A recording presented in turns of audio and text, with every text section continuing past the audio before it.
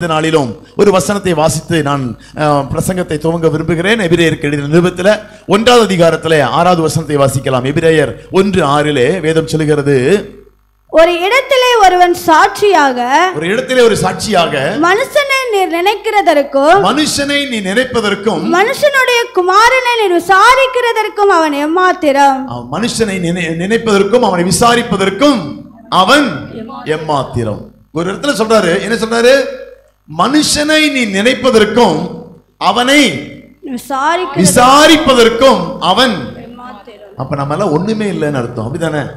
நம்மள கர்த்தர் நினைப்பதற்கும் நம்மை விசாரிப்பதற்கும் அவன் எம்மாத்திரம் என்று வேதம் சொல்லுகிறது. அப்ப நம்ம சொல்லப்போனா ஒன்றுமே இல்லாதவர், ரொம்ப அந்த அளவுக்கெல்லாம் கர்த்தரை விசாரிக்கிற அளவுக்கெல்லாம் பெரிய ஆட்கள் இல்லை, அப்படித்தானே? நம்ம அந்த அளவுக்கு விசாரிக்கக்கூடிய பெரிய ஆட்கள் அல்ல. இந்த இடத்துல சொல்ற ஒருவன் மனுஷனை நீ நினைப்பதற்கும் மனுஷனுடைய குமாரனை விசாரிக்கிறதுக்கும் அவன் எம்மாத்திரம். அடுத்த வசனத்தை வாசிக்கலாம். அவனை தேவ தூதரிலும் சற்று சிறியவனாக்கினீர்.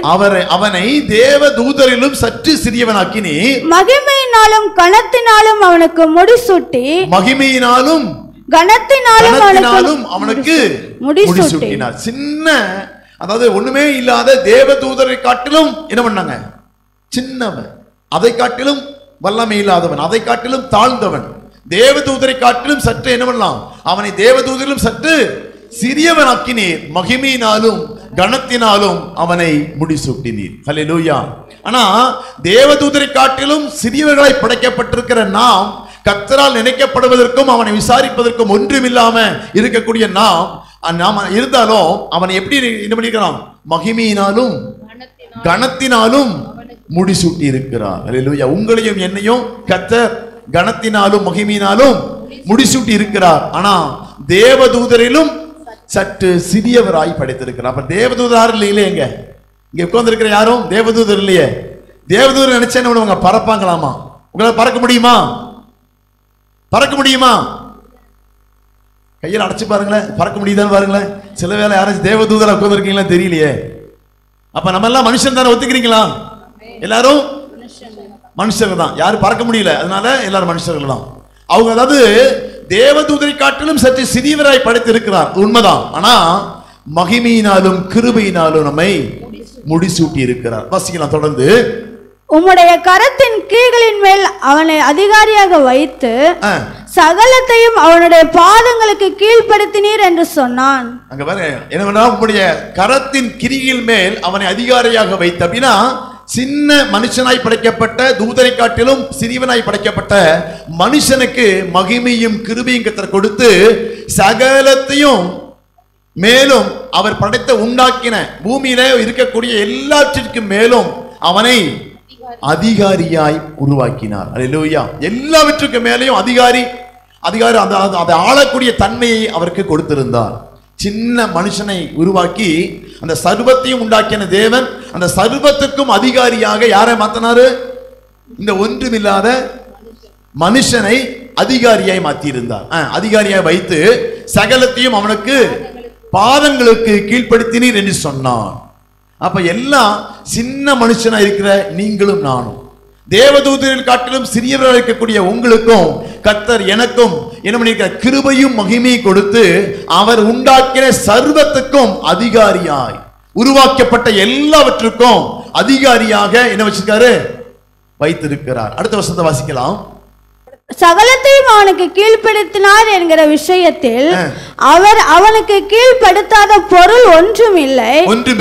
அப்படி இருந்தும் இன்னும் அவனுக்கு சகலமும் கீழ்ப்பட்டிருக்க காணோம். இன்னும் அவனுக்கு ஒன்றும் கீழ்ப்பட்டிருக்க சொல்லிட்டாரு. என்ன பண்ணிட்டாரு?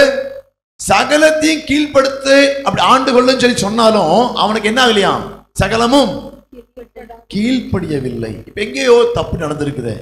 அதான் நம்ம பார்க்கிறோம். இன்னைக்கு ஆண்டவர் மனுஷனை தூதரிலும் சற்று சிறியா படிச்சு மகிமையிலும் கிருபையினால் அவனை முடிசூட்டி அவர் உருவாக்கின எல்லாவற்றுக்கும் அதிகாரியாக, சகலத்துக்கும் இதாய் படைத்து அதிகாரத்தை கொடுத்து என்ன பண்ணியிருந்தாரு? உருவாக்கி பூமியில இருக்கிற எல்லாவற்றுக்கும் அதிகாரியாய் படைத்து கீழ்ப்படுத்தும்படியான அதிகாரத்தை கொடுத்திருந்தாரு. அதிகாரத்தை கொடுத்திருந்தும் ஒன்றும் அவனுக்கு கீழ்ப்படியவில்லை. அல்லேலூயா. எல்லா அதிகாரம் கொடுத்திருக்கிறாரு. கொடுத்தாலும் என்ன ஆகல? ஒன்றும் கீழ்ப்படியவில்லை. இங்க என்ன ஆச்சு? ஏன் கீழ்ப்படியல? ஏன் கீழ்ப்படியல? ஏன் ஆண்டவர் படைத்த அந்த அதிகாரம், கொடுத்த அதிகாரம் வேலை செய்யல? கொடுத்த மகிமைக்கும் கிருபைக்கும் பாத்திரராய் உங்களை என்னை படைச்சிருக்கார்ல, இந்த மகிமை நம்ம சொல்ற அந்த எல்லாவற்றுக்கும் கீழ்ப்படிய வைத்திருந்தார். உருவாக்கின எல்லாவற்றுக்கும் கீழ்ப்படிய வைத்திருந்தார். அந்த கீழ்ப்படிக்க வைச்சிருந்த அந்த வல்லமை ஏன் செயல்படாம போச்சு?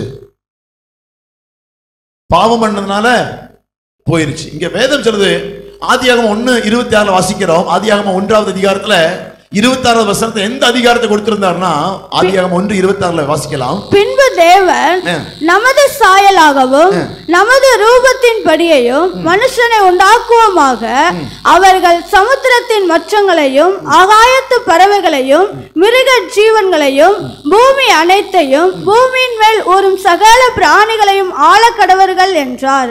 ஆழக்கடவர், அந்த ஆண்டு கொள்ளக்கூடிய கிருபையை அவனுக்கு கர்த்தர் கொடுத்திருந்தார். ஆனா இந்த ஆண்டு கொள்ள சொன்ன அந்த கிருபை எப்ப வேலை செய்யாம போச்சு அப்படின்னா, பாவம் உள்ள வந்த போது, தேவனுக்கு எப்ப கீழ்ப்படியாம போனானோ, எப்ப தேவன் சொன்னதை விட்டு மறந்தானோ, எப்ப தேவன் சொல்லுவதை விட்டு அவன் தன்னுடைய இஷ்டத்தின்படி செய்ய ஆரம்பிச்சானோ, அங்க என்ன ஆயிடுச்சு? அந்த கிருபை எல்லாம் வேஸ்ட் ஆயிடுச்சு. அவன் அதிகாரம் எல்லாம் புடுக்கப்பட்டுருச்சு. அவனால ஒண்ணுமே செய்ய முடியல. இன்னைக்கும் நம்முடைய வாழ்க்கையில ஏன் ஒண்ணும் செய்ய முடியறதில்ல, ஏன் நம்முடைய கட்டுப்பாட்டுக்குள் வர்றதில்லை அப்படின்னா, அன்றைக்கு இழந்ததை இன்னைக்கு தேவன் என்ன பண்ணிருக்காரு? கொடுக்கும்படியா விரும்புகிறார். ஆனா அது வருகிற நபர்களுக்கு மட்டும்தான் கிடைக்கும். அப்ப ஆண்டவர் படைக்கும் போதே தேவதூது சற்று சிறியவனாய் தான் படைச்சாரு. ஆனா அவனுக்கு என்ன பண்ணியிருந்தாரு? ஆண்டு கொள்ளக்கூடிய சகல அதிகாரத்தையும் வல்லமையும் கர்த்தர் கொடுத்தாரு. ஆனா அவன் பாவம் எப்ப செய்தானோ அவனுடைய என்ன ஆயிடுச்சு? எல்லாம் போயிருச்சு. இன்னைக்கு சருமா, அதாவது அடுத்த வசனம் வாசிக்கலாம். 27:1-27. தேவன் தம்முடைய சாயலாக மனுஷனை சிருஷ்டித்தார். தம்முடைய சாயலாக மனுஷனை சிருஷ்டித்தார். அவனை தேவ சாயலாகவே சிருஷ்டித்தார். தேவ சாயலாகவே அப்படின்னா தேவன் சொன்ன நடக்கும், நாம சொன்னால் நடக்கும். நாம கீழ்ப்படுத்த நினைச்சா நம்ம எல்லாவற்றுக்கும் அதிகாரத்தோடு தான் படைத்திருந்தார். எல்லா மனுஷனையும் உருவாக்கும் போது சகல அதிகாரத்தோடும் சகல வல்லமையோடு தான் படைத்திருந்தார். ஆனா இந்த பாவம் ஒரு மனுஷனுக்குள் கீழே வந்ததுனால என்ன ஆயிடுச்சு? எல்லாம். அப்ப சொல்ல போனா இந்த மனுஷன் 2:7 வாசிக்கலாமே. 1வது அதிகாரத்துல ஆதியாகமம் 2வது அதிகாரம் 7வது வசனம். தேவனாகிய கர்த்தர் மனுஷனை பூமியின் மண்ணினாலே உருவாக்கி ஜீவ சுவாசத்தை அவன் நாசியிலே ஊதினார். ஜீவ சுவாசத்தை அவன் நாசியிலே ஊதினார். மனுஷன் ஜீவாத்மாவானார். மனுஷன் என்னன்னா ஜீவாத்மா, ஜீவ ஆத்மா. அப்படின்னா ஜீவன் தேவன் மனுஷனை பூமியில மண்ணினால உருவாக்கி அவன் மேல அதாவது நாசியில ஊதினார். அவன் ஜீவ ஆத்மாவானான். ஜீவ ஆத்மா என்று சொன்ன ஆத்மாவல்ல, அவன் ஜீவ ஆத்மா. அப்படின்னா சகல அதிகாரத்துடைய ஆத்மா, சகல வல்லமையுள்ள ஆத்மா. ஆனா எப்ப பாவம் பண்ணானோ அவன் ஆத்மாவாய் மாறிவிட்டான். ஜீவன் போயிருச்சு. அதான் மறிக்க சாகவே சாவாய், நீ பாவம் செய்கிற நாள் என்ன ஆயிடும்? நீ சாகவே சாவாயினாரு. அப்போ என்ன செத்துது? அங்க ஜீவன் போயிருச்சு, ஆத்மா மட்டும்தான் இருக்குது. அப்படித்தானே? அதனால்தான் இந்த மனுஷன் ஜீவ ஆத்மாவா இருந்தவன் எப்போ ஒரு மனுஷனுக்கு பாவம் வருது, எப்போ ஒரு மனுஷன் கீழ்ப்படியாம வருதோ, எப்ப தேவனுடைய வார்த்தைக்கு எதிர்த்து நிக்கிறோமோ, நம்முடைய வார்த்தையில ஜீனம் இருக்காது. ஆவிக்குரிய வாழ்க்கையில ஒரு சோறு வந்துரு தெரியுமா? நல்லா இருப்போம், நல்லா ஆண்டவருக்காய் வைராக்கியமே செய்வோம், எல்லாம் செய்வோம், எல்லாம் ஓகே தான். ஆனா ஜெபம் பண்ணுவோம், வேதம் வாசிப்போம், ஊழியம் பண்ணுவோம், எல்லாம் பண்ணுவோம். ஒரு தவறான ஒரு காரியம் பண்ணிடுச்சுன்னு வச்சுங்களேன், என்ன ஆயிரும்? சோர்ந்து போயிட்டேன், பின்மாற்றத்தில் போயிட்டேன், விழுந்து போயிட்டேன். ஏன் சொல்றோம்? அவனுக்கு குழுந்த ஜீவன், திரும்ப கொடுத்த ஜீவன் என்ன ஆயிடுச்சு? விழுந்து போயிடுச்சு. அதனால அவன் அப்படி நடைபெணமா என்ன பண்ணிட்டு இருப்பான்? சுத்தி கொண்டு இருப்பாங்க. அவங்க ஜெபம் பண்ண மாட்டாங்க, ஊழியம் பண்ண மாட்டாங்க, வேதத்தை வாசிக்க மாட்டாங்க, டெய்லி சர்ச்சுக்கு வர மாட்டாங்க. என்ன ஆயிரும்? அவங்களோட ஜீவன் போனதுனால அவங்க ஆத்மாவா இருப்பார்கள். இந்த ஆத்மாக்களை இந்த உள்ள ஜீவன் வர வேண்டும் என்று சொன்னா இயேசு கொடுத்த ஜீவனை ஒரு நாளிலே பாவமானது இழந்து போயிருச்சு. அப்படித்தானே?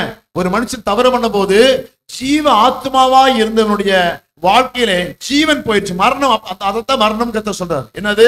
ஜீவ ஆத்மாவாய் இருந்தவன் ஆத்மாவாய் மாறிவிட்டான். அப்ப அவனுக்குள்ள ஜீவன் இல்லாதனால அவன் சகலத்தையும் கீழ்ப்படுத்த முடியாம அவன் என்ன பண்ணிட்டு இருக்கிறான்?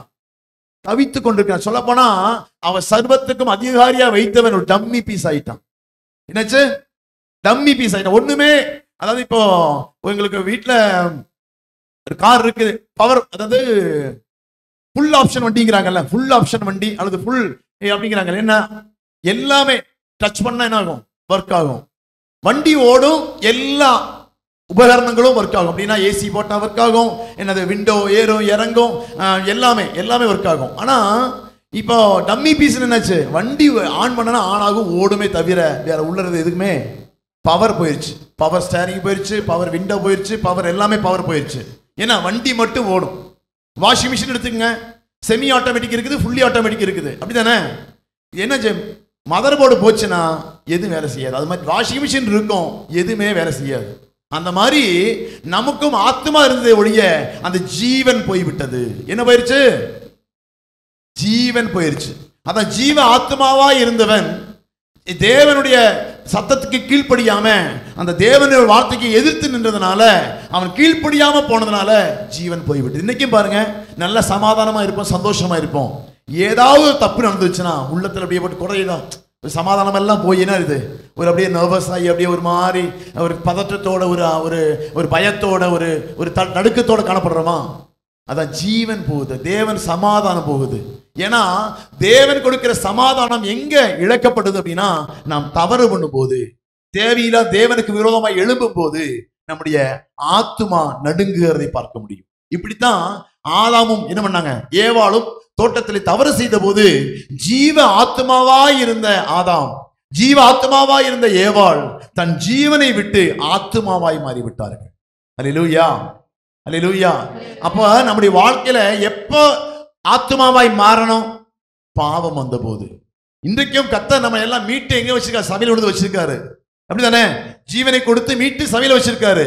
நாமும் ரெண்டாவது திரும்ப நம்ம தேவனுடைய வார்த்தைக்கு கீழ்ப்படியாம நாம என்ன பண்ணும்? பாவம் பண்ணும் போது நம்மளும் என்ன ஆயிருவோம்? ஆத்துமாவா மாறிவிடும், ஜீவ ஆத்துமா மாறி முடியும். சகல அதிகாரம் உள்ளவர்களாய் மாற முடியாது. அதனால்தான் விசுவாசிக்கலால் நடக்கும் அடையாளங்கள் ஆவன. அவர்கள் நோய்களை ஒட்டுவார்கள், பேய்களை ஒட்டுவார்கள். எனது சாவுக்கு ஏதாவது எதுவுமே ஏன் அந்த அதிகாரம் திரும்ப கொடுக்கிறார் கர்த்தர். இயேசுவை விசுவாசி நீங்க திரும்ப வந்தீங்கன்னா என்ன ஆகும்? சகலத்துக்கும் அதிகாரத்தை கொடுக்கிறார். பழைய மனுஷனை போல ஆதாமுக்கு கொடுத்த சகல அதிகாரமும் வல்லமையும் உங்களுக்கு கொடுக்கப்படுகிறது. எப்ப? நீங்க ஜீவ ஆத்துமாவாய் மாறும்போது, இயேசுவை விசுவாசிக்கும் போது சகலத்துக்கும் அதிகாரியாய் கர்த்தர் வைக்கிறார். அல்லேலூயா. அந்த ஆத்மாவுடைய வல்லமையை நீங்கள் இழந்து போனதை திரும்ப கொடுக்கும்படியாகத்தான் இயேசு என்ன பண்ணாரு? இயேசு தன் ஜீவனை சிலுவையிலே கொடு. சகலத்தையும் அவனுக்கு அதிகாரம் என்ன கீழ்ப்படுத்தி வைத்திருந்தா, ஆனா சகலமும் அவனுக்கு கீழ்ப்படியவில்லை. எபிரேயர் 1ஆம் அதிகாரத்தில் வாசிக்கலாம், 2:7 வாசிக்கலாம். எபிரேயர் 2:7. அவனை தேவ தூதரிலும் சற்று சிறியவனாக்கினேன், மகிமையினாலும் கனத்தினாலும் அவனுக்கு முடிசூட்டி உம்முடைய கரத்தின் கிரியைகளின் மேல் அவனை அதிகாரியாக வைத்து சகலத்தையும் அவனுடைய பாதங்களுக்கு கீழ்ப்படுத்தினீர் என்று சொன்னான். சகலத்தையும் அவருக்கு பாதத்துக்கு கீழ்ப்படுத்தினீர் என்று சொன்னார். சகலத்தையும் அவனுக்கு கீழ்ப்படுத்தினார் என்கிற விஷயத்தில், சகலத்தையும் கீழ்ப்படுத்தினார் என்ற விஷயத்தில் அவர் அவனுக்கு கீழ்ப்படுத்தாத பொருள் ஒன்றும் இல்லை. அவர் அவனுக்கு கீழ்ப்படுத்தாத ஒரு பொருளுமே இல்லை. நீங்க நினைக்கிற மாதிரி ஏதோ ஒண்ணு சிலதை மட்டும் கற்றுக் கொடுக்கல. சகலத்தையும் அவர் உருவாக்கின எல்லாவற்றுக்கும் அதிகாரியாக யாரை வச்சிருந்தார்? நியமித்தார். மனிதனை நியமித்திருந்தார். உருவாக்கப்பட்ட மனிதனை சகலத்துக்கும் அதிகாரி, 1-2க்கு அல்ல, நீங்க சகலத்துக்கும் அதிகாரியாய் நியமிக்கப்பட்டிருக்கிறோம். அல்லேலூயா. பக்கத்துல கைப்பிடிச்சு சொல்லுங்களேன், நீங்களும் நானும். கையை எல்லாரும் கையில் பிடிச்சு பக்கத்துல பிடிச்சு, நீங்களும் நானும் இயேசுவால் உருவாக்கப்பட்ட, பிதாவால் உருவாக்கப்பட்ட சகலத்திற்கும் அதிகாரியாக உருவாக்கி இருக்கிறார். ஆனா ஒண்ணு வேலை செய்யறது இல்லை. அதான் இது ஒரே ஒரு பாயிண்ட். என்னன்னா ஒன்னும் வேலை செய்யறது இல்லை. ஏன் அப்படின்னா அந்த அதிகாரத்தை திரும்ப பெற வேண்டும். அல்லேலூயா. அந்த அதிகாரத்தையும் வல்லமையும் முதல்ல நான் யாரு புரிஞ்சா தானே அதை என்ன செய்ய முடியும்? அதை ஏற்றுக்கொள்ள முடியும். இப்ப நான் யாரு தெரியும்? நான் வர்றேன் போறேன் அப்படின்னு இருக்காம, நான் யார், என் அதிகாரம் என்ன, என் தேவன் யார், அவருடைய வல்லமை என்ன என்பதை நீங்க புரிந்து கொண்டா சகலத்தையும் கீழ்ப்படுத்த முடியும், சகலத்தையும் ஆண்டு கொள்ள முடியும். சகலமும் இன்னைக்கு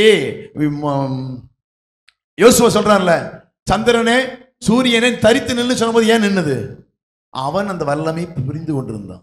சர்வத்துக்கும் அவன் பூமியை சந்திரன் யாரால் படைக்கப்பட்டது? ஏசப்பா பிதாவாகிய தேவனால படைக்கப்பட்டது, சூரியனால படைக்கப்பட்டது, அவரால் படைக்கப்பட்டது. அவன் சொன்னா ஏன் நிக்குது? அவன் அந்த வல்லமையை புரிந்து கொண்டான். அதே போல வல்லமை நமக்கும் இருக்குதுங்க. நாம சொன்னா ஏன் நோய் போகுது, ஏன் பேய் போகுது? அந்த ஜீவனுள்ள தேவனை நீங்கள் இரண்டாவது ஏற்றுக்கொண்டு அவருக்கு பிரியமாய் நீங்க வாழ ஆரம்பிச்சீங்கன்னா சகல அதிகாரமும் சகல வல்லமையும் நம்ம கட்டுப்பாட்டுதான் இருக்குது. அல்லேலூயா.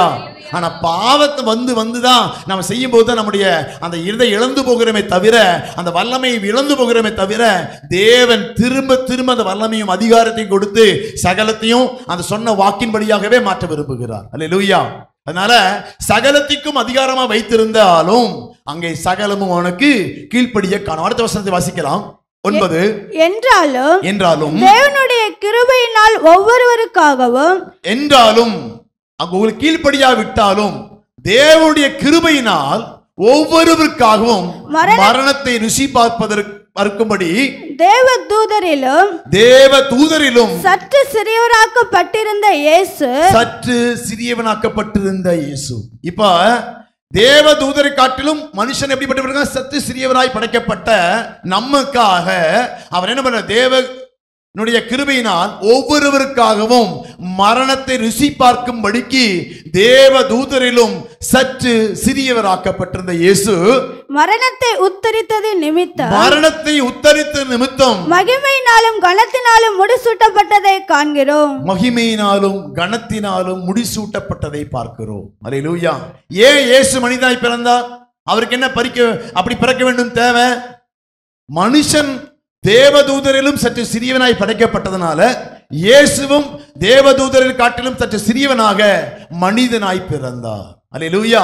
அப்படின்னா அவர் ரேஞ்ச் பெரிய லெவல் இருந்தவர் நமக்காக நம்முடைய ரேஞ்சுக்கு இறங்கி வந்துட்டாரு, நமக்கு உதவி செய்யும்படியாக. ஏன்னா அதுவரை இயேசு மரிக்கிற வரை எல்லாருடைய மரணமும் எப்படி இருக்குன்னா, எல்லாரும் பிறப்பாங்க, வாழ்வார்கள், சாவார்கள், அடக்கம் பண்ணப்படுவார்கள். அதான் யாருக்கும், அதாவது ஆதாம் காலத்திலிருந்து இயேசு உயிரோட எழும்புற வர எல்லாருடைய ஒரே வேலை என்ன அப்படின்னா, எல்லாரும் பிறப்பார்கள், எல்லாரும் வாழ்வார்கள், எல்லாரும் சாவார்கள்.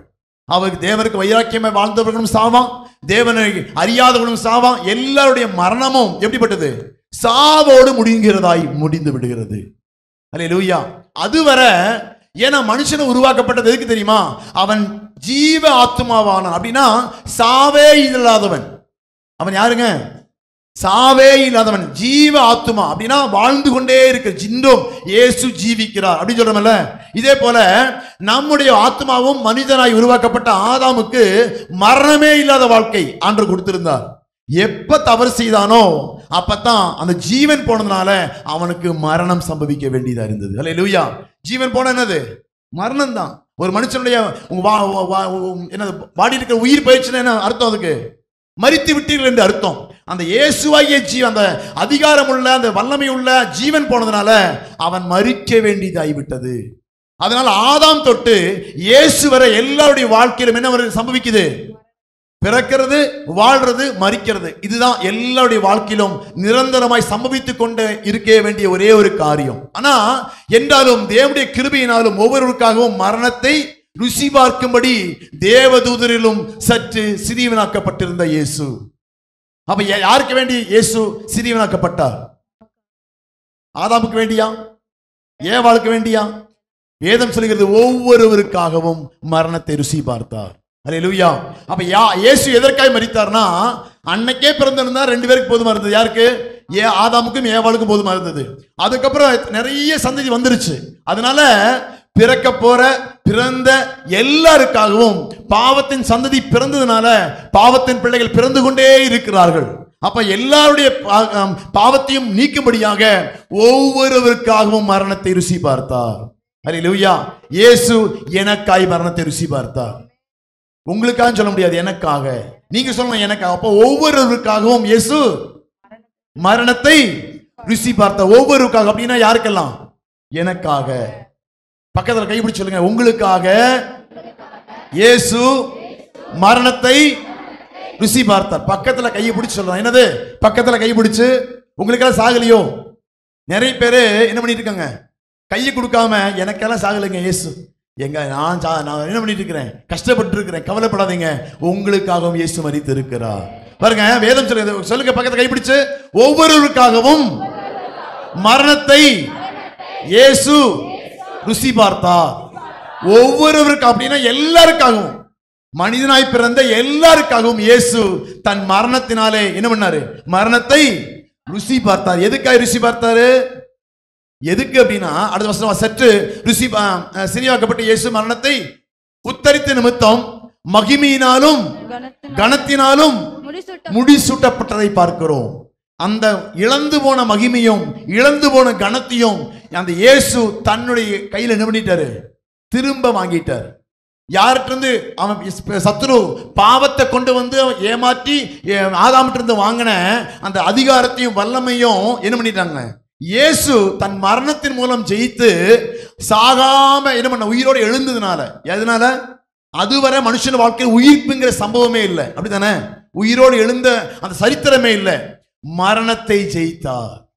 அல்லேலூயா. அதான் மரணத்தை ஜெயிப்பது என்று சொல்ற என்ன, பிறந்தவன் சாகாமல் இருக்க வேண்டியவன் பாவத்தை செய்து மரித்ததனால மரணம் அவன் வாழ்க்கையில முற்றுப்புள்ளியாய் மாறின ஒன்றை இயேசு தன் ஜீவனை கொடுத்து மரித்து என்ன பண்ணாரு, உயிரோடு எழுந்ததுனால இனி அவன் வாழ்க்கையில மரணம் வந்தாலும் அவன் திரும்பவும் உயிரோடு எழும்பக்கூடிய அதிகாரத்தை கர்த்தர் கொடுத்திருக்கிறார். அல்லேலூயா. இயேசு உயிரோடு எழும்புறதுனால தான் மரணத்தோடு முடிக்கப்பட்ட எல்லாருடைய வாழ்க்கையிலும் ஒரு உயிர்த்தெழுதல் நம்பிக்கை வந்திருக்கிறது. அல்லேலூயா.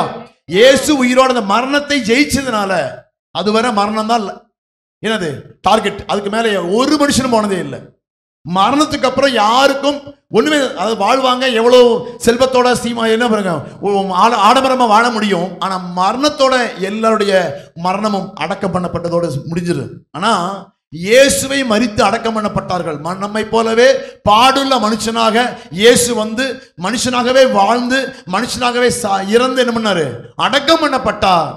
அந்த அடக்கம் பண்ணப்பட்டது, அந்த கல்லறையானது அதோட முடியல. அவருடைய லைஃப் என்ன பண்ணாரு, உயிரோடு எழுந்ததுனால அந்த மரணத்திற்கு ஒரு முற்றுப்புள்ளிய காமாவா மாற்றி அடுத்த லைஃப் ஜீவனை கொடுக்க முடியும் அதிகாரத்தை அவர் வல்லமையும் பெற்றுக்கொண்டார். அல்லேலூயா. அடுத்த வசனத்தை வாசிக்கலாம். அடுத்த வசனத்தை வாசிக்கலாம்.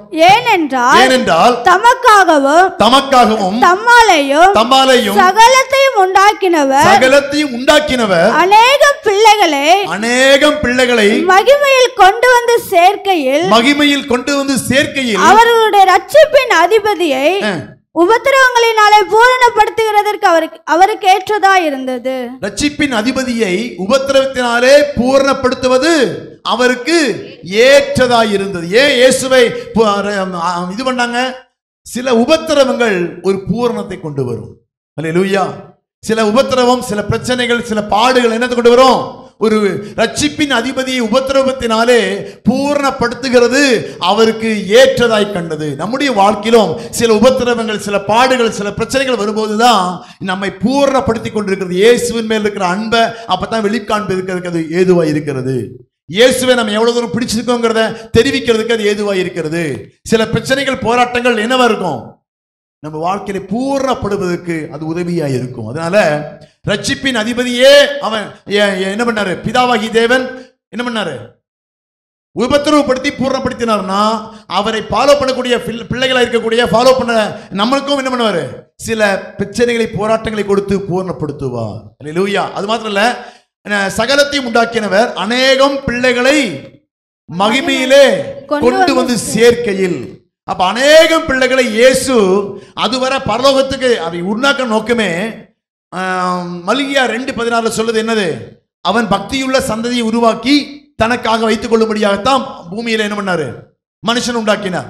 அவன் ஏன் ஒருவனை படைத்தார், அவனுக்கு ஆவி பரிபூர்ணமாய் இருந்தது. இருந்தாலும் ஏன் அவர் ஒருவனை அல்லவா படைத்தார், ஆவி அவரிடத்தில் பரிபூரணமாய் இருந்தது. பின்ன ஏன் ஒருவனை படைத்தார், தேவ பக்தியுள்ள சந்ததியை பெரும்படி தானே. ஆமா, தேவ பக்தியுள்ள சந்ததியை பெரும்படி தானே. அந்த தேவ பக்தியுள்ள சந்ததியை உருவாக்கும்படியாய் தேவன் அந்த ஒருவனை படைத்தார். அவனுக்குள் பாவம் வந்ததுனால தேவ பக்திக்கு ஏதுவல்லாத சந்ததியை உருவாக்கி விட்டது. அவர் என்ன பண்ணாரு, இந்த பிள்ளைகளை அதாவது உருவாக்க நோக்கமே இவன் வந்து தேவ சந்ததி உருவாக்கி இவனை பரலோகத்துக்கு கொண்டு போகலாம்னு நினைச்சு தான் கொண்டு வந்தார். ஒவ்வொருத்தரையும் இங்க டெஸ்ட் பண்ணி முடிச்சு இவன் ஜெயிச்சுட்டானா பரலோகத்துக்கு கொண்டு போகலாம்னு நினைச்சாரு. இங்க போனா மரணத்தோட எல்லாத்தோடையும் முடிஞ்சிச்சு, பரலோகத்துக்கு எவனும் வர்றதில்லை. புரியுதா? பரலோகத்துக்கு யாருமே வர்றதில்லை. ஏன்னா பிதாவகி தேவன் ஆதாமை உருவாக்க காரணமே பக்தியுள்ள சந்ததியை உருவாக்கி இவனை சோதனையினாலே பூரணப்படுத்தி இவனை பரலோகத்துக்கு கொண்டு போக வேண்டி சாக வைக்கணும் எண்ணமே அவருக்கு. புரியுதா? இயேசுவ பிதாவகி தேவன் மனிதனை உருவாக்கும் போது அவனை பக்தியுள்ள சந்ததியை உருவாக்கி அவனை என்னுடைய வார்த்தைக்கு கீழ்ப்படுகிறானா என்று பார்க்கிறாரு. டெஸ்ட்ல பாஸ் ஆகிட்டா அப்படியே பரலோகத்துக்கு கொண்டு போயிடுவாரு.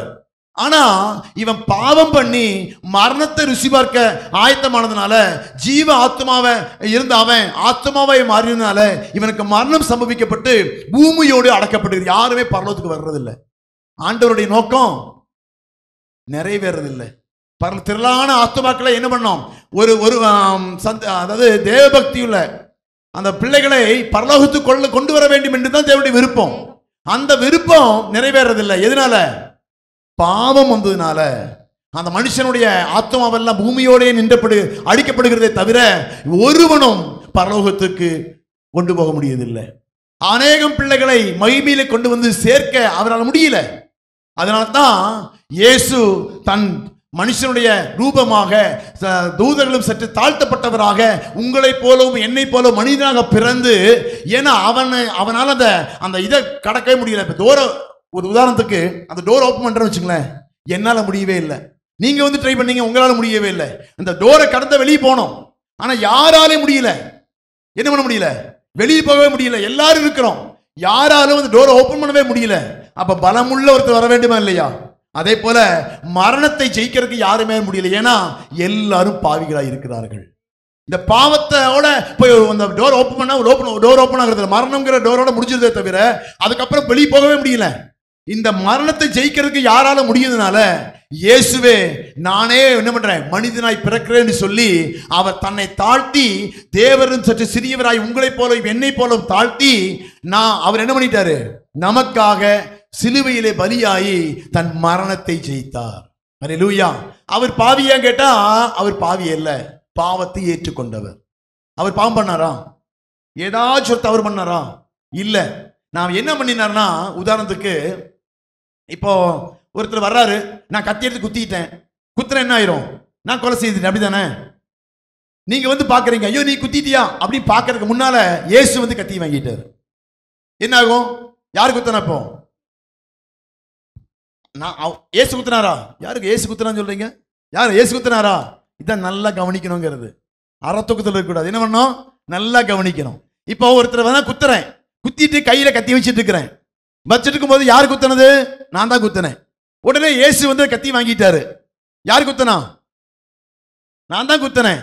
இயேசு என்ன பண்ணி நான் தான் குத்தினேன்னு ஏத்துக்கிட்டார். அவர் குத்துல எனக்காக அந்த கத்தியை வாங்கிட்டு எனக்காக தண்டனை வாங்கிட்டார். அல்லேலூயா. அப்ப அவர் குத்தினாரா? அவர் பாவியா? இல்ல. நம்முடைய பாவம் அவர் என்ன பண்ணிட்டார்? ஏற்றுக்கொண்டார், சுமந்து கொண்டார். அவர் அதாவது என்ன பண்ணாரு? அவர் தப்பு பண்ணல, என்னுடைய பாவத்தை அவர் சுமந்ததுனால அவர் தண்டனை பெற வேண்டியதாய் போய்விட்டது. அல்லேலூயா. அதனால தான் நினைச்சான், சாத்தான் நினைச்சான், வா உன்னையும் சாகடிக்கன்னு சொல்லி போட்டு இயேசுவை சாகடிச்சான். அவர் பாவம் இல்லாதனால உயிரோட பிறந்து விட்டார். அல்லேலூயா. உயிரோடு எழுந்து விட்டார். அப்ப மரணம் அவனை கட்டுப்படுத்த முடியல. அதுக்கப்புறம் அந்த டோர் ஓப்பன் பண்றதுக்கு அதிகாரம் எப்படி வந்தது? சகல வல்லமை எப்படி வந்தது? அவர் பாவியா இல்லை, பாவத்தை ஏற்றுக்கொண்டவர் பிதாவாகி தேவன். அதனால தான் அவர் உயிரோடு எழுப்பினார். அவர் ரத்தத்தை எல்லாம் சிந்தி நமக்காய் விலைக்கிரயமாய் கொடுத்து இந்த பரிசுத்த ரத்தம் சிந்தப்பட்டது. பாவி அடிச்சிருந்தாலும் வச்சுங்களேன், நமக்கு மன்னிப்பு கிடைச்சிருக்காது, நமக்கு மீட்பு கிடைச்சிருக்காது. ஏன்? அவருடைய ரத்தத்துக்கு வல்லமை. அவர் பாவி அல்ல. அவருடைய ரத்தத்திற்கு மேல அவர் அந்த சரீரத்தில் ஓடுற ரத்தத்துக்கு பாவம் இல்லை. அந்த பாவம் இல்லாத ரத்தத்தில் பிறந்ததுனால அந்த பாவம் இல்லாத ரத்தம் உங்களையும் என்னை மீட்டது. அல்லேலூயா. அந்த பாவி நமக்காய் பாவியானார். அவர் பாவியாய் மாறினாரே தவிர அவர் பாவம் செய்யவில்லை. அவர் நமக்கு நம்முடைய பாவங்கள் எல்லாம் ஏற்றுக்கொண்டார். அவர் பாவையெல்லாம் ஏற்றுக்கொண்டதுனால அவர் பாவி அல்ல, அவர் பாவமாக்கப்பட்டார் என்று வேதம் சொல்லுகிறது. அதனால்தான் அந்த ரத்தத்தை சிந்தன போது அவருக்கு கர்த்தர் அதிகாரத்தையும் வல்லமையும் கொடுத்தார். மரணத்தை பிடிச்சு இழுத்தாரு, ஜெயிச்சு போயிருச்சு. அல்லேலூயா. மரணத்தை வென்றவர் இயேசு. ஏன் அவர் மரணத்தை வெல்லும்படியாய் கீழே வந்தார்னா, நம்ம தேவதூதலும் சற்று கீழ்ப்படுத்தினார் என்று சொன்னா உங்கள் அநேக பிள்ளைகளை பரலோகத்துக்கு கொண்டு சேர்க்க முடியும். அதுவரை பரலோகத்துக்கு ஒரு என்ட்ரியுமே இல்லை. பரலோக எல்லாம் அங்கிருந்து இறங்குறதெல்லாம் பூமியில வந்து பிறக்கும், பாவம் பண்ணும், அப்படியே மரணத்தோட முடிஞ்சு போயிடும். ஒரு என்ட்ரியுமே பரலோகத்துக்கு இல்லை. அப்ப என்ட்ரி முதல் என்ட்ரி கொடுத்தது யாரு? இயேசு. அந்த இயேசுவை யாரெல்லாம் ஏற்கிறாங்களோ அவங்களுக்கு திரும்பவும் அதிகாரத்தையும் வல்லமையும் கொடுக்கிறவராய் இருக்கிறார். அல்லேலூயா. அதுக்கு என்ன பண்ணணும்? இயேசுவை விசுவாசிக்க வேண்டும், இயேசுவை ஃபாலோ பண்ணணும், இயேசுவை பிரதிபலிக்க வேண்டும். இயேசுவை ஃபாலோ பண்றதுன்னு என்ன? அவர் சொல்றபடி செய்யறது. அவர் என்ன சொல்லியிருக்காரு? டெய்லி ஜெபம் பண்ணணும், டெய்லி வேதத்தை வாசிக்கணும், டெய்லி அவருக்கு பிரியமானது செய்யணும், தவறானதை வெறுத்து பாவத்தை வெறுத்து நீதி விரும்பணும். நம்ம ஒருவேளை நம்ம மனுஷனா இருக்கிறதுனால இதுவரை செய்து பழகிறதுனால அநேக பாவங்களையே நம்ம விரும்புவோம், பாவங்களையே நம்ம ஏற்றுக்கொண்டு செய்யறதுக்கு துணிவோம். ஆனா இயேசுவுடைய கிருபையை நீங்க பெற்றுக்கொண்டு அனுதினமும் காலையில் எழுந்துச்சு, ஆண்டவரே நான் இன்னைக்கு பாவம் செய்யாதபடிக்கு எனக்கு கிருபை தாங்க, இன்னைக்கு உன் பிள்ளையாய் வாழ்வதற்கு தேவையான கிருபை தாங்க சொல்லி ஜெபிக்கணும். நம்ம பாட்டுக்கு எந்திரிச்ச உடனே வெளியே போனா கிருபை எல்லாம் வெளியே போச்சுன்னா, அதனால தான் இயேசு சொல்றாரு, காலைதோறும் கிருபை புதிதா இருக்கும். அந்த நாளிலே நீங்கள் பாவம் செய்யாதபடிக்கு பாவத்தை மேற்கொள்ளக்கூடிய கிருபையை அதிகாலையிலே ஜெபத்திலே கொடுக்கிறார். அப்ப அதிகாலை நீங்க ஜெபிச்சீங்கன்னா தான் அந்த கிருபையை பெற்றுக்கொண்டு வெளியே போகும்போது பாவியாய் பாவத்தை மேற்கொள்ள முடியும், தேவனுக்கு பிரியமாய் வாழ முடியும். நம்ம டேஷ் மாதிரி வெளியே போனா என்ன ஆகும்? ஒன்னும் ஐயோ இன்னைக்கும் போச்சு, இன்னைக்கு என்னாச்சு, அதே பாவத்தை மேற்கொள்ள முடியாது. அப்ப வேதத்தை வாசிச்சா மட்டும்தான் அவர் ரகசியங்களை புரிந்து கொள்ள முடியும், அந்த திரும்ப அந்த வல்லமை பெற்றுக்கொள்ள முடியும். நான் யார், என் மேல இருக்கிற அபிஷேகம் என்ன, நான் ஏன் இயேசுவை ஆராதிக்கிறேன், ஏன் இயேசுவை சேவிக்கிறேன், அந்த வல்லமையை நீங்கள் புரிந்து கொண்டீங்கன்னா மட்டும்தான் அந்த கூடிய பிள்ளைகளாய் மாற முடியும். அதனால அடுத்த வருஷம் கூடி வாசிக்கலாம், 11 கூடி வாசிக்கலாம், நேர பண்ண முடியனால. எப்படி எனில் பரிசுத்தம் செய்கிறவரும் பரிசுத்தம் செய்யப்படுகிறவர்களும் ஆகிய யாவரும். எப்படி எனில் ஏன் அந்த அதிகாரம் வல்லமையும் நமக்கு கிடைக்குது அப்படின்னா, பரிசுத்தம் செய்கிறவர் யாரு? நம்ம பரிசுத்தம் செய்கிறவர் யாரு? எல்லாம் சத்தமா சொல்லுங்க, யாரு? யார் நம்மை பரிசுத்தம் செய்கிறவர்? இயேசு. பரிசுத்தம் செய்கிறவரும் பரிசுத்தம் செய்யப்படுகிறவருமாகிய பரிசுத்தம் செய்யப்படுகிறவர் யாரு? ஒருவராலே உண்டா. ஓகே, பரிசுத்தம் செய்யப்படுகிறவர் யாரு? நாம. அப்ப பரிசுத்தம் செய்கிறவர் யாரு? இயேசு. பரிசுத்தம் செய்யப்படுகிறவர் யாரு? நாம. அப்ப பரிசுத்தம் செய்யப்பட்டவரும் பரிசுத்தம் செய்யப்படுகிற இயேசுவும் நாமும் ஒருவராலே உண்டாக்கப்பட்டிருக்கிறோம். ஆமென், அல்லேலூயா. யாரால் உருவாக்கப்பட்டிருக்கிறோம்? யாரால? ஒருவரால். அந்த ஒருவர் யாரு? தேவனால் உருவாக்கப்பட்டிருக்கிறோம். அந்த மனுஷ பிறந்தது யாருடைய கிருபை? யாருனால மனுஷ பிறந்த? நம்ம பிதாவாகி தேவனால நீங்க மனுஷனா பிறந்திருக்கிறீங்க. இயேசு மனுஷனா பிறந்தார்ல, அவர் எப்படி மனுஷனா பிறந்தாரு? பிதாவாகி தேவனால் உருவாக்கப்பட்டார். அப்படித்தானே? ஒவ்வொரு மனுஷனும் இந்த மனுஷனா பிறக்கணும்னா அது பிதாவாகி தேவனுடைய சித்தத்தினால தான், அவருடைய திட்டத்தினால தான். அப்போ பரிசுத்தம் பண்ணப்பட்ட இயேசுவும் மனிதனாய் பிறக்க வைத்தது பிதாவுடைய கிருபை, உங்களையும் பிறக்க வைத்தது மனுஷனாய் பிறக்க வைத்தது பிதாவுடைய கிருபை. அப்போ பரிசுத்தம் பண்ணப்பட்டவரும் பரிசுத்தம் பண்ணப்பட வேண்டிய நம்மளும் இயேசுவையும் உங்களையும் என்னையும் அவர் பிதாவாகி தேவன் உருவாக்கப்பட்டதனால இது நிமித்தம் அவர்களை சகோதரர் என்று சொல்ல விற்கப்படாமல் இயேசு நம்முடைய சகோதரராய் மாறிவிடுகிறார். அல்லேலூயா. எப்படி மாறுகிறாரு? ஒரே தேவனால் உருவாக்கப்பட்ட இயேசு, பரிசுத்தம் செய்கிற இயேசுவும் பரிசுத்தம் பண்ணப்பட வேண்டிய நாமும் பிதாவாகி தேவனால் உருவாக்கப்பட்டதுனால, அவர் மனிதனாய் பிறந்ததுனால நீங்களும் நானும் சகோதரர் அப்படின்னு சொல்லி இயேசு சொல்றாரு. ஏன்னா பிதாவாகி தேவனால் உருவாக்கப்பட்ட இயேசு, பிதாவாகி தேவனால் உருவாக்கப்பட்ட நான். அப்ப நாங்க சகோதரர் என்று ஏன் சொல்றாருன்னா, இது நிமித்தம் அவர்களை சகோதரர் என்று சொல்ல அவர் வெட்கப்படாமல். அடுத்த வருஷத்தை வாசிக்கலாம். உம்முடைய நாமத்தை என் சகோதரருக்கு அறிவித்து சபை நடுவில் உம்மை துதித்து பாடுவேன் என்று. ஆமா, அவர் சொல்றாரு. அவர் ஏன் பிறந்து உம்முடைய நாமத்தை என் சகோதரருக்கு அறிவித்து பிதாவாகி தேவனுடைய அன்பை நமக்கு வெளிப்படுத்தி அவர் என்ன சொல்றாருன்னா, அந்த நாமத்தை சபை நடுவிலே உம்மை துதித்து பாடுவேன் என்றும். அப்ப சபை நடுவில் ஏன் பாட வச்சாரு, ஏன் துதிக்க வச்சாரு? பிதாவுடைய அன்பை நம்ம புரிஞ்சதுனால தான் இயேசுவை உயர்த்தி பாடுகிறோம். அல்லேலூயா. இயேசுவை ஏன் நம்ம உயர்த்தி பாடுகிறோம்னா, இப்ப நம்ம அநேக முறை நம்ம ஜெபம் பண்ணி முடிக்கும் போது எப்படி முடிப்போம்? இயேசுவின் மூலம் ஜெபங்களும் இயேசு மூலம் ஜெபம் பண்ணி முடிக்கலாம்ல? ஏன் இயேசுவின் மூலம் ஜெபங்களும் பிதாவேன்னு சொல்றோம்? சொல்லும்போது இயேசுவின் மூலமே முடிச்சிடலாம்ல? இயேசுவின் மூலம் ஜெபங்களும் பிதாவே அப்படி ஏன்னு சொல்றோம்? சொல்றேன், யோசிச்சுட்டு இப்பதான் யோசிக்கிறீங்களோ? இயேசுவின் மூலம் ஜெபங்களும் பிதாவே அப்படின்னு சொல்றோம். ஏன்னா சபை நடுவில் ஜெபிச்சு இயேசுவின் அந்த ஒரே ஒருத்தர் நமக்கு வழி ஆயத்தப்படுத்தி இருக்கிறார். அதனால தான் இயேசு சொல்றாரு, நானே வழியும் சத்தியமும் ஜீவனமா இருக்கிறேன், என்னை அல்லாமல் ஒருவனும் பிதாவிடத்துக்கு போக முடியாது. பிதாவிட்டு நீங்க போனோம்னா இயேசு தான் வழி. அதனால தான் இயேசுவை ஏற்றுக்கொண்டு அந்த பாவங்கள் கழுவப்படாம ஒரு மனுஷன் பரலோகத்துக்கு போக முடியாது. இயேசு மாதிரி காண்பித்திருக்கிறார். என்ன பண்ணாரு? பாவம் செய்யல, அவர் ஞானஸ்தானம் எடுத்தாரு, அவர் என்ன வசனத்துக்கு கீழ்ப்படிஞ்சாரு, தன்னுடைய எல்லாவற்றுக்கும் கீழ்ப்படிந்து ஒரு மாதிரி காண்பித்தார். அவர் அறையும் போது எதிர்த்து பேசல, ஒரு மாதிரி காண்பித்தார், தாழ்மையை கற்றுக் கொடுத்தார். இதே போலவே நீங்களும் நானும் ஃபாலோ பண்ணாதான் பிதாவிடத்தில் போக முடியும். அதனால தான் சபை நடுவிலே நாமத்தை அறிவித்து மகிமைப்படுத்தினார். இயேசு என்ன பண்ணாரு? பிதாவை மகிமைப்படுத்தும்படியாக இயேசு தன் மனுஷனாய் வந்து சபை நடுவிலே அவர் நாமத்தை உயர்த்தினார். அதனால தான் சொல்ற, இயேசுவை நீங்க ஆராதிக்கும் போது அந்த அந்த நாமத்தை அன்னைக்கு அநேகர் மறிக்கிறாங்க, அவங்கள ஜீவ ஆத்மாவை மாறுவதில்லை. யார் இயேசுவை ஏற்றுக்கொள்கிறார்களோ அவர்களுக்குள் ஜீவனை திரும்ப கொடுக்க வல்லவராய் இருக்கிறார். அல்லேலூயா. அந்த ஆத்மா மட்டும்தான் நித்திய காலமாய் பரலோகத்தில் இருக்குமே தவிர மற்ற எந்த ஆத்மாவும் பரலோகத்துக்கு போறதுக்கு அதிகாரம் இல்லை. ஏன்னா நானே வழியும் சத்தியமாய் இருக்கிறேன். எல்லா பாவத்தையும் அடக்கின யாருக்கு வல்லமை இருக்குது? அடித்த இயேசுவுக்கு மட்டும்தான் வல்லமை இருக்கு. அதனால யாரெல்லாம் இயேசுவை ஏற்றுக்கொள்கிறார்களோ அவர்களுக்கு மட்டும்தான் சகல அதிகாரத்தையும் வல்லமையும் கொடுத்து தன் எல்லாரும் துதிக்கக்கூடிய கிருபையை கற்று கொடுத்து இந்த இடத்துல என்ன பண்ற?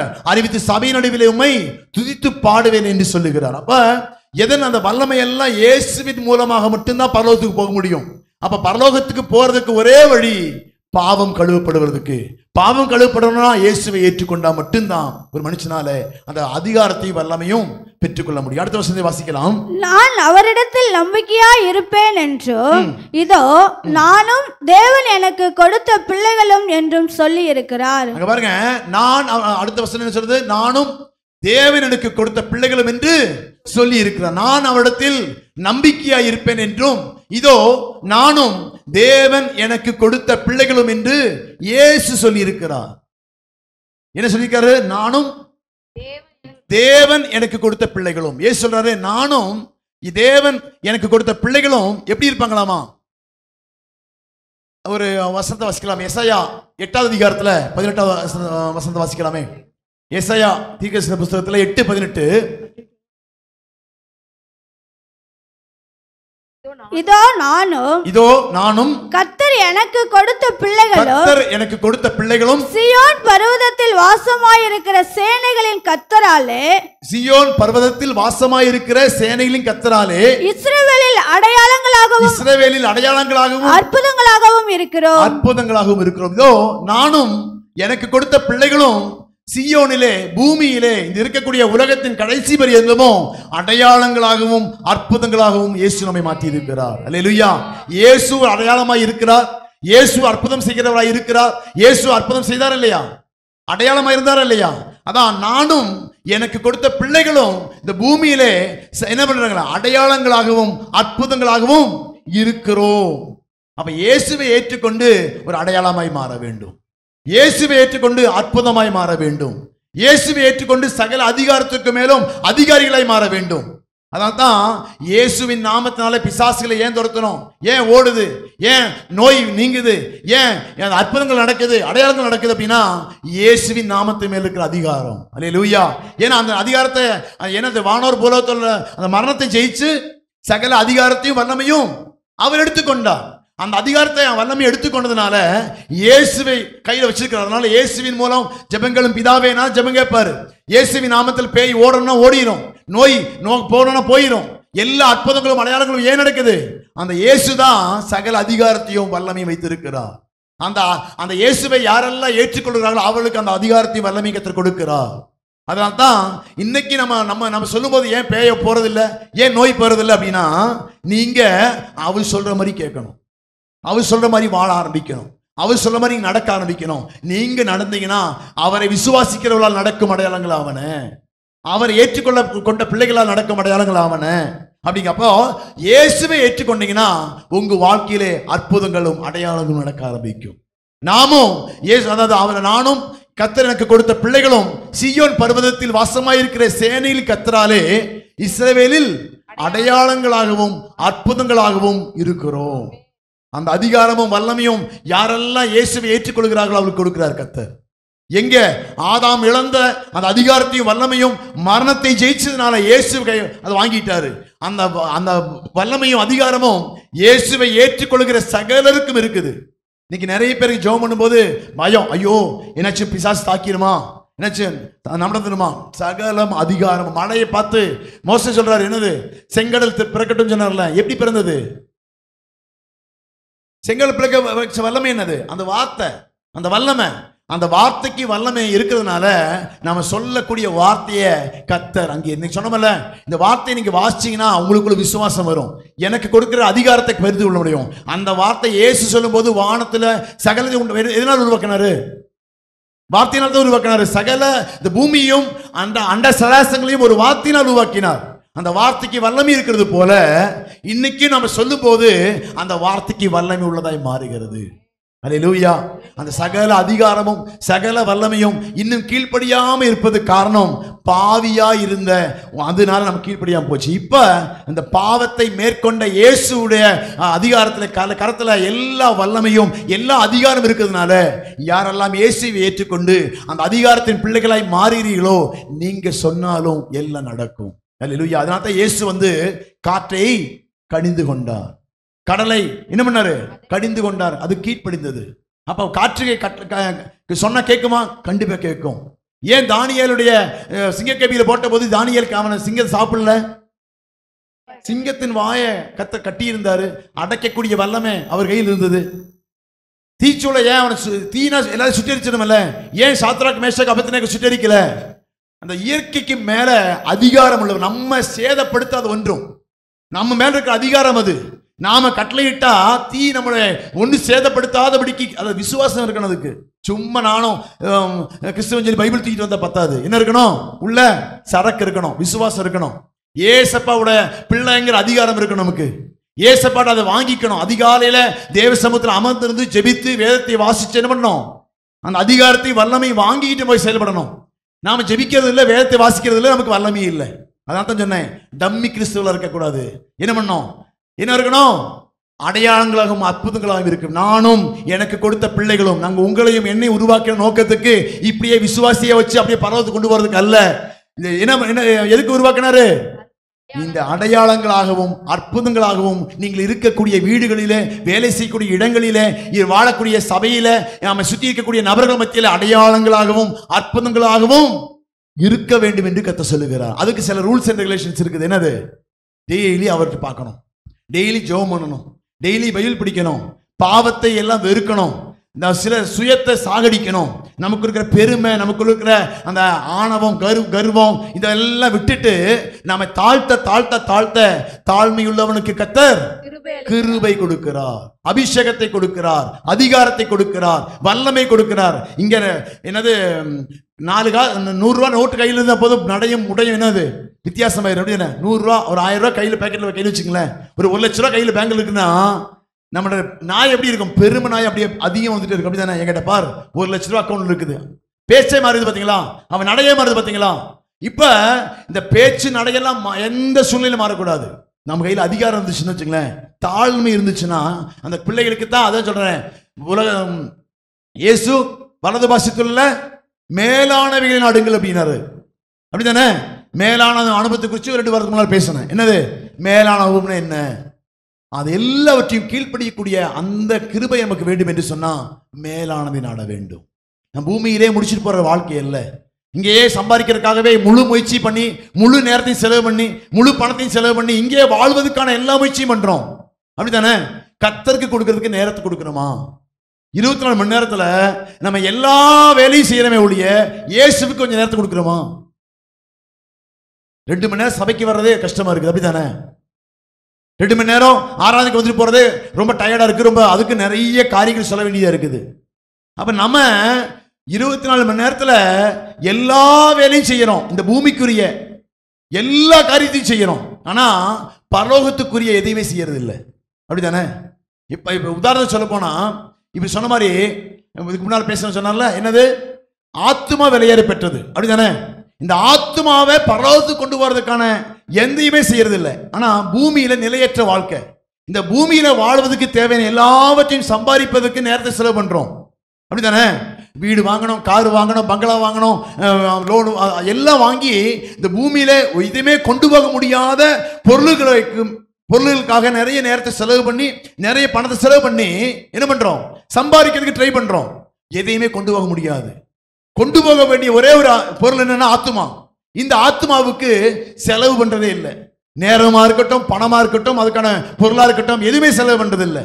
அப்ப கொண்டு போக வேண்டிய ஆத்மாவுக்கு செலவு பண்றது இல்ல. கொண்டு போகாத நடை உடை, அதாவது உடைகளுக்கு, ஆபரணங்களுக்கு, வீடுக்கு, வண்டிக்கு லோன் கட்டியே சர்ச்சுக்கு வர்றது இல்லை. கேட்டா சபைக்கு வர முடியல. ஏன்னா சண்டே வேலைக்கு போயிட்டேன், பணம் சம்பாதிக்கணும், வீட்டு லோன் இருக்குது, காட்டு லோன் இருக்குது, மாட்டு லோன் இருக்குது, அப்படி ஒவ்வொரு லோனுக்காக என்ன பண்றது?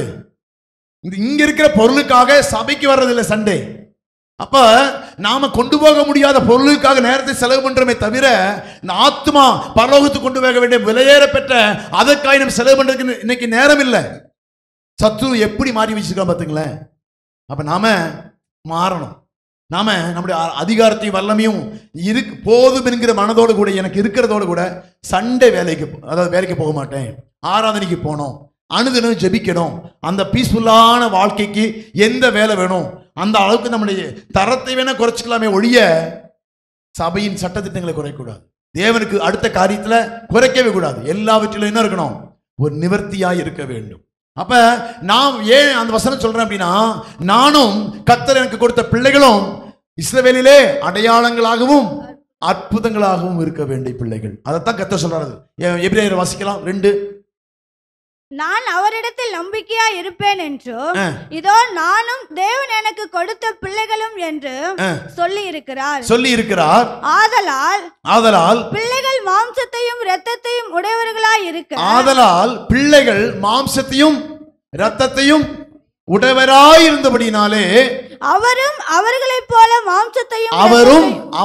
போல மாம்சத்தையும் இரத்தத்தையும் உடையவராய் பிறந்தார். அதனால தான் தேவதூதரும் சற்று சிறியவனாய் படைக்கப்பட்ட மனிதனுக்கு ஈக்குவலாக மாம்சத்தையும் இரத்தத்தையும் உடையவராக இயேசு பிறந்தார். ஏன்னா நானும் எனக்கு கொடுத்த பிள்ளைகள் என்று சொன்னதுனால, அதனால் பிள்ளைகள் மாம்சத்தையும் இரத்தத்தையும் உடையவராய் இருக்க அவரும் அவர்களைப் போல மாம்சத்தையும் இரத்தத்தையும் உடையவரானார். மரணத்துக்கு அதிகாரியாய் இருந்த பிசாசானவனை தன் மரணத்தினாலே அழித்தார். மாம்சத்தில் இருந்த ஆதாமத்தான் பிசாசு தோற்கடிச்சா. அப்படித்தானே? மாம்சத்தையும் இரத்தத்தோடும் இருந்த ஆதாமை பிசாசு தோற்கடிச்சார். இயேசுவும் மாம்சத்தையும் இரத்தத்தையும் உடைய மனிதனாய் பிறந்து அந்த பிசாசை ஜெயித்தார். அல்லேலூயா. ஏன் இயேசு மரணத்தை மாம்சத்தோட வெளிப்பட்டாரு? எந்த லெவல்ல பிசாசு தோற்கடிச்சானோ அதே லெவல்ல இயேசு இறங்கி மாம்சத்தையும் இரத்தத்தையும் உடையவராய் இருந்து எதுல ஏமாற்றப்பட்டானோ, கீழ்ப்படியாமையினாலே ஆதாம் ஏமாற்றப்பட்டான். அப்படிதானே? பிதாவாகி தேவன் என்ன சொன்னாரு? இதை சாப்பிடாதன்னு சொல்லி சொன்னாரு. அதுக்கு கீழ்ப்படியாம மாம்சத்தையும் இரத்தத்தையும் உடைய ஆதாம் என்ன பண்ணிட்டான்? தோற்று போய்விட்டான். இயேசு மாம்சத்தையும் இரத்தத்தையும் உடையவராய் பிதாவாகி தேவனுடைய வார்த்தைக்கு கீழ்ப்படிஞ்சு என்ன பண்ணாரு? மரணத்தை ஜெயித்தார். அல்லேலூயா. இவன் பிதாவுடைய வாழ்க்கைக்கு கீழ்ப்படியாதனால ஆதாமுடைய வாழ்க்கையிலே மரணம் சம்பவித்தது. இயேசு கீழ்ப்படிந்ததினாலே அந்த என்னச்சு? மரணத்தை ஜெயிக்கக்கூடிய கிருபையை கர்த்தர் பெற்றுக்கொண்டார். அல்லேலூயா. ஆமென். ஏன் ஆண்டவர் மாம்சத்தை இரத்தத்தையுடையவராய் பிறந்தார்னா, ஆதாம் கீழ்ப்படியாம மாம்சத்தை இரத்தத்தை உடையவனாய் இருந்து கீழ்ப்படியாம மரணத்தை என்ன பண்ணிட்டான்? பெற்றுக்கொண்டான். இயேசு மாம்சத்தையும் இரத்தத்தையும் உடையவராய் இருந்து கீழ்ப்படிந்து மரணத்தை ஜெயித்தார். அல்லேலூயா. அதனால தான் இயேசு மனிதனாய் பிறந்தார். ஏன்? அவர் கடவுள் தானே, கடவுளாவே இருந்திருக்கலாம்ல. எல்லாருக்கும் சட்டம் ஒண்ணுதான். மனிதனாய் பிறந்தான், பாவத்திற்கு ஒரே பலிதான். ரத்தம் சிந்தது இல்லாமல் பாவ மன்னிப்பில்லை. ஆனா பாவ மன்னிப்பு பெற வேண்டும் என்று சொன்னால் பரிசுத்த ரத்தம் சிந்தப்பட வேண்டும். அதனால தான் இயேசு அந்த சரீரத்துல மாம்சத்தையும் ரத்தத்தையும் உடையவராய் பிறந்து அந்த மாம்சத்திலும் ரத்தத்திலும் பாவம் இல்லாதனால அது பரிசுத்த ரத்தமாய் இருந்ததுனால அந்த சிந்தின ஒவ்வொரு சொட்டு ரத்தத்தினாலும் எல்லாருடைய பாவத்தையும் அவர் கழுவினார். அல்லேலூயா. ஒவ்வொருடைய பாவம் கழுவப்பட்டு நம்மையும் அவரை போல மாற்றினார். அல்லேலூயா. அப்ப நாம ஏன் இயேசு மனிதனாய் பிறந்தார்னா, எந்த ஆதலால் பிள்ளைகள் மாம்சத்தையும் ரத்தத்தையும் உடையவராய் இருக்க, தகப்பனும் மாம்சத்தையும் ரத்தத்தையும் உடையவராய் வந்து உங்களுக்காகவும் எனக்காகவும் அந்த பரிசுத்த ரத்தத்தை சிந்தினார். இன்னும் புரிஞ்சுக்கணும், ஏன் பரிசுத்த ரத்தமாய் மாறிச்சு? அவர் பாவம் செய்யவில்லை. அவர் ரத்தம் எப்படிப்பட்டது? ரத்தம் பாவியான ரத்தம் அல்ல, பரிசுத்தமான ரத்தம். அதனால தான் அந்த ரத்தத்தில் வல்லமை இருக்குது. அதனால தான் அதுக்கப்புறம் ரத்தம் சிந்தப்பட வேண்டிய தேவையே இல்லை. இன்னைக்கு பலி மார்க்கம் ஏன் நிறுத்தப்பட்டது அப்படின்னா, இயேசுவின் ரத்தத்தோட எல்லா பலிகளும் நிறுத்தப்பட்டு விட்டது.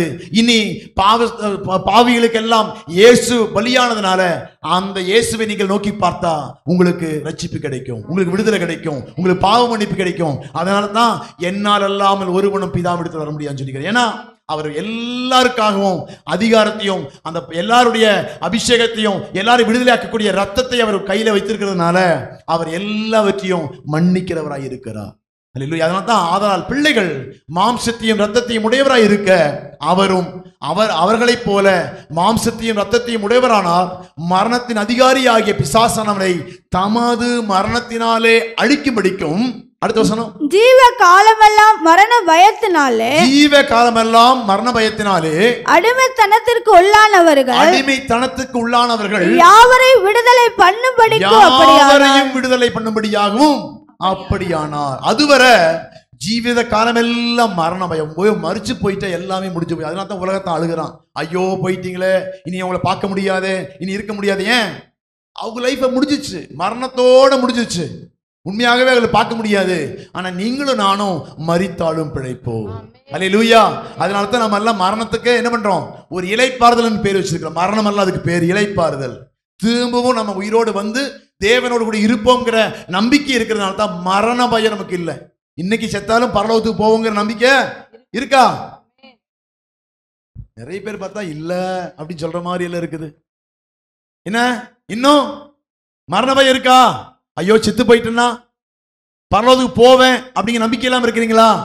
இயேசுவை முழுவதாய் முழு பலத்தோடு இன்னும் கர்த்தரை ஆராதிக்க தீர்மானிங்க, உங்களுக்கும் அந்த மரண பயம் நீங்கும்.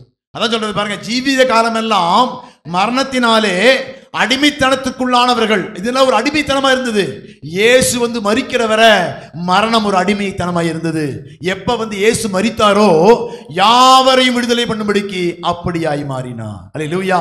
அவர் முதல் பலனாய் உயிர்த்தெழுந்ததுனால அவருக்குள் மரிக்கிற யாராயிருந்தாலும் உயிர்த்தெழுவோங்கிற நம்பிக்கையோடு கூட மரண பயத்திலிருந்து நீங்களாகி அவருக்காய் வாழ தீர்மானிப்போம். அல்லேலூயா.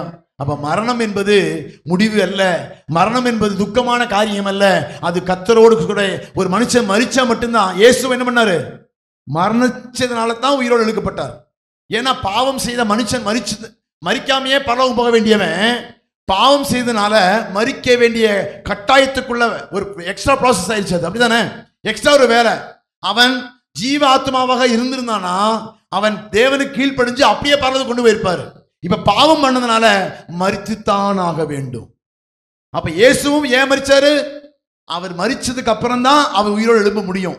அந்த நம்ம எல்லாம் மீட்கும்படியாக முதல் பலனாய் மாறதுக்கு மரணம் தான். மரணிக்காம உயிரோடு எழுப்ப முடியுமா? அதனால தான் இயேசு நமக்காக உங்களுக்காகவும் எனக்காகவும் மரித்தார். அவர் உயிரோடு எழுந்தார். அவர் முதல் பலனாய் எழுந்திருக்கிறார். அவரை விசுவாசிக்கிற நீங்களும் பின்னாலே அவரை காண்போம். அல்லேலூயா. அதனால நம்மள மரண பயத்திலிருந்து விடுதலையாக்கி இருக்கிறார்.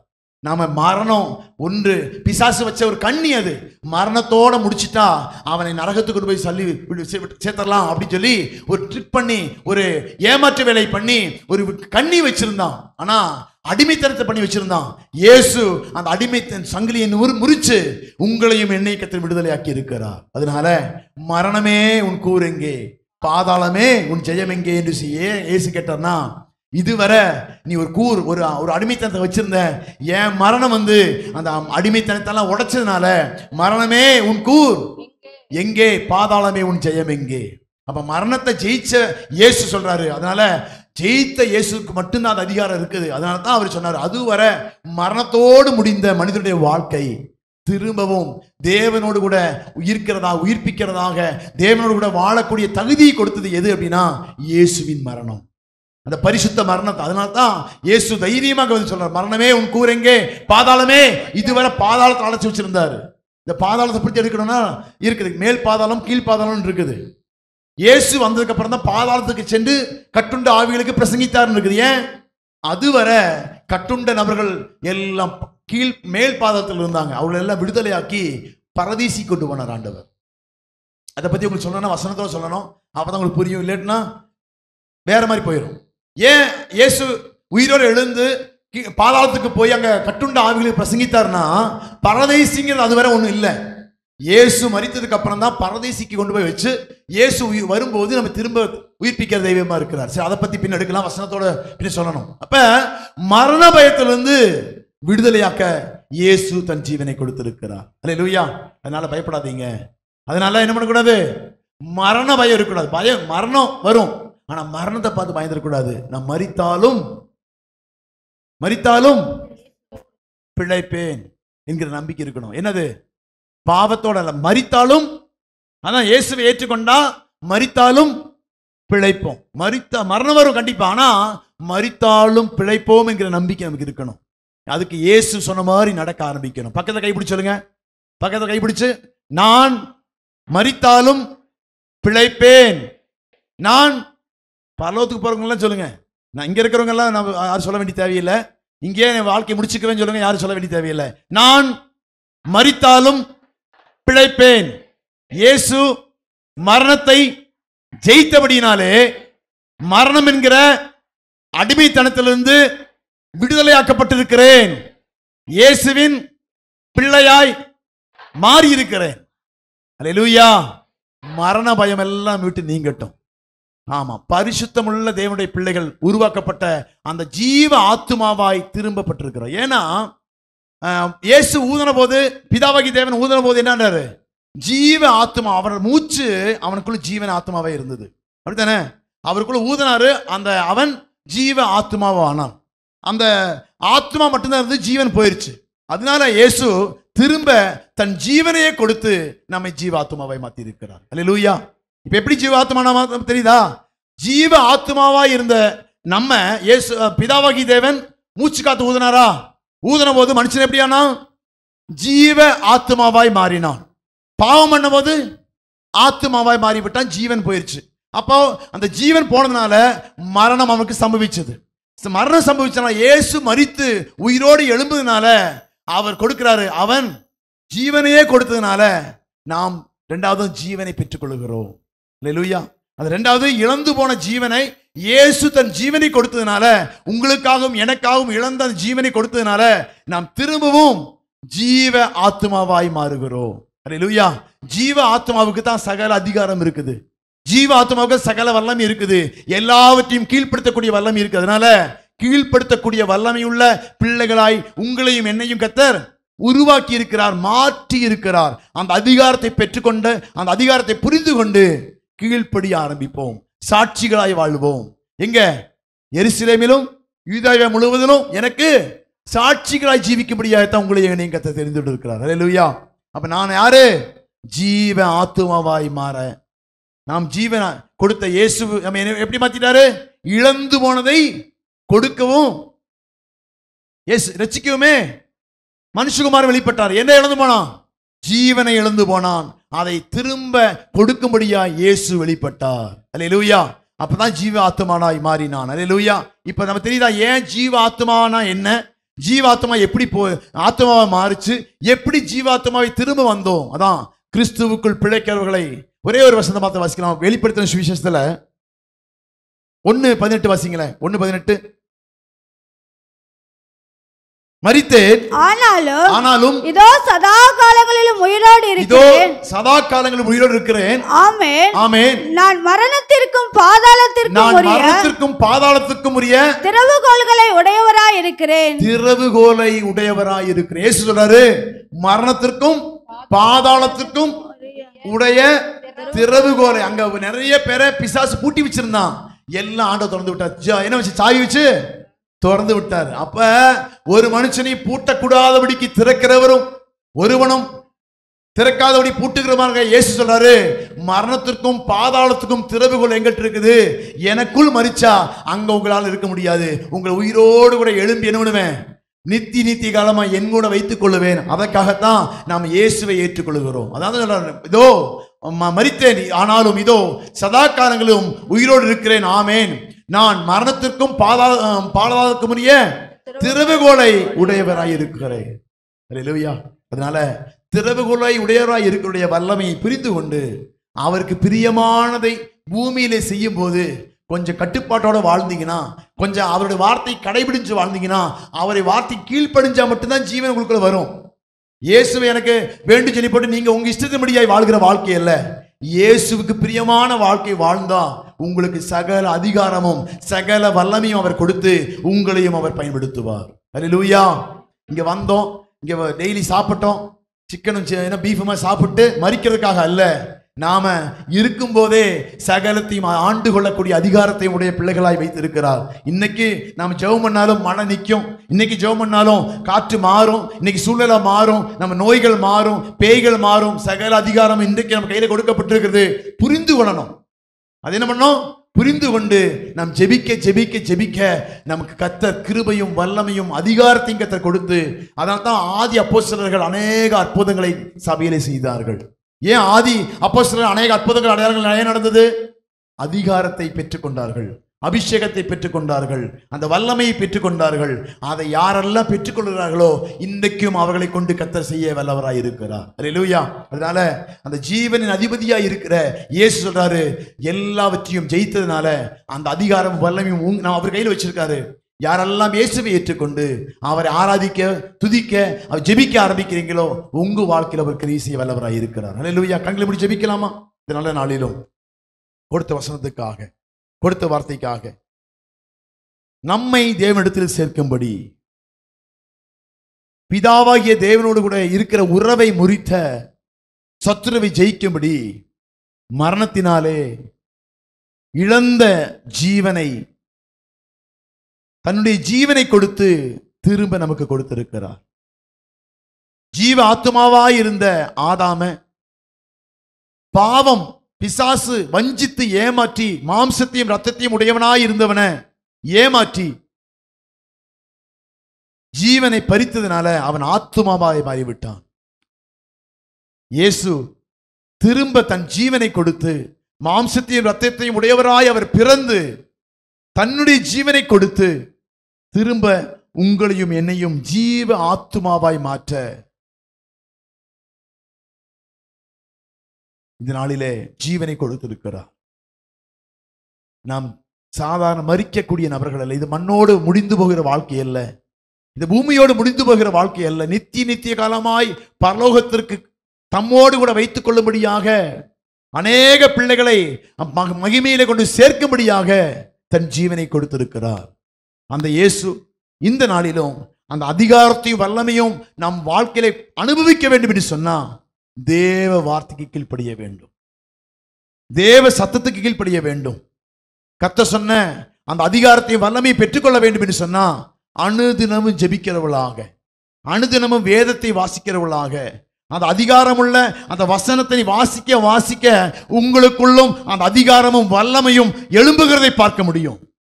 வேதத்தை வாசிக்க வாசிக்க அது அவன் சகல அதிகாரமுள்ள வார்த்தை அவன் கூனையும் குறுக்கையும் பிரிப்பிக்கும். அது எல்லா பாவத்தையும் மேற்கொள்ளக்கூடிய அதிகாரத்தை கொடுக்கும். இந்த வார்த்தைக்கு வல்லமை உள்ள வார்த்தை அது ஒரு ஆத்மாவுக்குள்ள செல்ல செல்ல அவனை ஜீவ ஆத்மாவாய் மாற்றும். இந்த ஜீவனுள்ள வார்த்தையை நீங்கள் வாசிக்க வாசிக்க ஆத்மாவை அது ஜீவனுள்ளதாய் மாற்றும். அவனால் நடக்கும் அடையாளங்கள் அவனே, விசுவாசிக்கலாம் நடக்கும் அடையாளங்கள் அவனே என்று சொல்லி சகல அதிகாரமும் சகல வல்லமையும் நீங்கள் பெற்றுக்கொள்ள வேண்டும் என்று சொன்னா இந்த ஜீவனுள்ள தேவனுடைய வார்த்தையை வாசிக்க வேண்டும். அதை வாசிக்க வாசிக்கத்தான் அந்த ஜீவன் உங்களுக்குள்ளாய் சென்று இந்த ஆத்மாவை உயிர்ப்பிக்கிறது. அது வல்லமை உள்ளதாயும் இருவரும் கருக்குள்ள எந்த பட்டயத்திலும் மேன்மையான பட்டயமாய் இருக்கிறபடினால அது எல்லாவற்றையும் சரிப்படுத்தி அது உருவ குத்தி சரியில்லாதெல்லாம் வெட்டி மாற்றி, உலகத்துக்குரியதெல்லாம் வெட்டி மாற்றி தேவனுக்குரியதை மாத்திரம் கீழ்ப்படிய வைக்கும். இந்த மனதை கட்டுப்படுத்தக்கூடிய வல்லமை அந்த வசனத்துக்கு இருக்குது. இந்த மனதை அவன் பரிசுத்தமாய் பாதுகாத்துக் கொள்ளக்கூடிய வல்லமை அந்த வசனத்துக்கு இருக்கிறதுனால இந்த ஜீவ அப்பமாய் இருக்கிற ஜீவ வார்த்தையை நீங்கள் அனுதினமும் பருக பருக சாப்பிட சாப்பிட உங்களுக்குள் ஜீவன் வரும். அந்த வார்த்தையை வாசிக்க ஆரம்பிக்கணும். இரண்டாவது, இயேசு ஜீவனாய் இருக்கிறபடினாலே அந்த பரிசுத்த ஆவியான அபிஷேகத்தோடு கூட தினமும் ஜெபிக்க ஆரம்பிக்க வேண்டும். வேதத்தை வாசிப்பதோடு மாத்திரமல்ல, தேவனுடைய சமூகத்தில் அமர்ந்திருந்து, ஆண்டவரே அதிகாலை எனக்கு கிருபை கொடுங்க சொல்லி சமூகத்தில் அமர்ந்திருந்து ஜெபித்து கிருபையை பெற்றுக்கொள்ள வேண்டும். இரண்டாவது, சாயங்காலம் ஆச்சு, ஆண்டவரே இந்த நாள் செய்த எல்லா தவறுகளையும் மன்னியும் ஆண்டவரேன்னு சொல்லி அவரிடத்துல மன்னிப்பு கேட்டு ஜெபித்து படுக்கைக்கு செல்ல வேண்டும். ஏன்னா இரவிலே வருகை இருக்குமானால் பாவத்தோடு நீங்கள் நித்திரை செய்வீர்கள் என்று சொன்னா கைவிடப்பட்டு விடுவோம். அதனால ஆண்டவர் சமூகத்துல அனுதினமும் நைட் ஆச்சு, ஆண்டவரே இந்த நாளில என்ன செய்த எல்லா தவறுகளையும் மன்னிங்க, எல்லா குற்றங்களையும் மன்னிங்க சொல்லி அனுதினமும் ஜெபித்து பாவத்தை கழுவி உறுதியாக்கி கொண்டு படுக்கைக்கு செல்ல வேண்டும். காலையில் நினைச்சு கிருபை பெற்றுக்கணும். நைட் ஆச்சுன்னா செய்த தவறுகளுக்கெல்லாம் அனுதினமும் அவன் என்ன பண்ணணும்? தேவ சமூகத்தில் மன்றாடி ஜெபிக்க வேண்டும். இதுதான் ஆவிக்குரியவனுடைய ஆமென் ரகசியம். இதுதான் ஆவிக்குரியவனுடைய அடிப்படை. இந்த அடிப்படை இல்லாதவர்களை ஆவிக்குரியவர்கள் என்று சொல்ல முடியாது. அவர்கள் கிறிஸ்தவர்கள், தேவனுக்கு பிரியமானதை செய்யவர்கள் அல்லவர்கள்.